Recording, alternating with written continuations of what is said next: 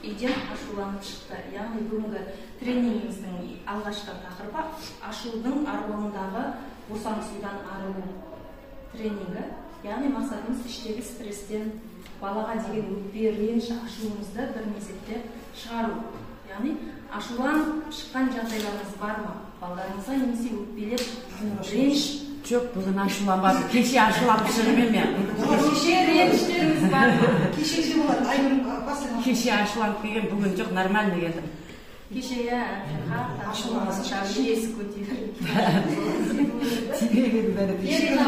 Тренингтің аты айтып тұрғандай, ашудан босаңсу, яғни балаңызға ашуланып тұрған жағдайдағы ішкі жай-күйіңізді осы шығарулар арқылы шығару.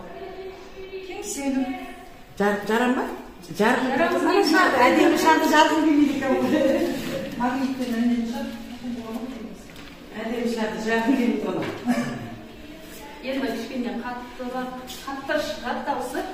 Бірақ әр шарды жарған сайын ішіңіздегі жағымсыз эмоциялардан, жағымсыз сезімдерден арылғандай жару керек.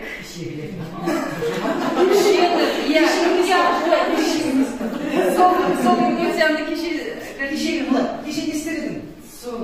Ана үшеуінің атын айтыңызшы.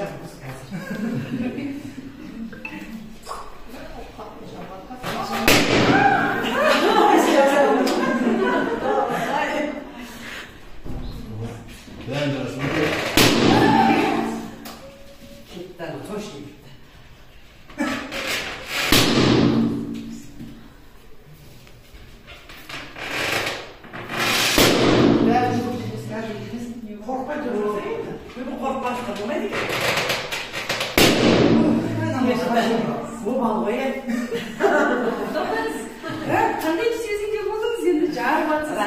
Ішіңіздегі ашу шығып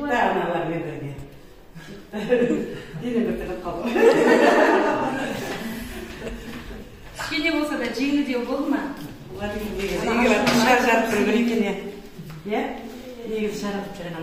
Егер жаңағыдай ашуланған жағдайда шарды үру де бізге ішіңіздегі бар уайымды шығарады және оны жару, ол ерекше.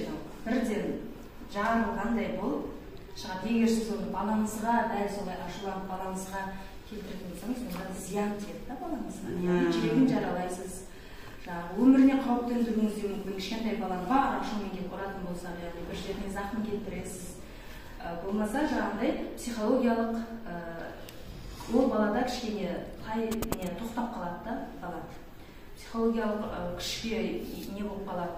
Сондықтан барынша жаңағы баладан емес, осындай шар жару арқылы болмаса жаңағы сыртқа барып айқайлау арқылы іштегі ашу ызаңызды шығарсақ болады.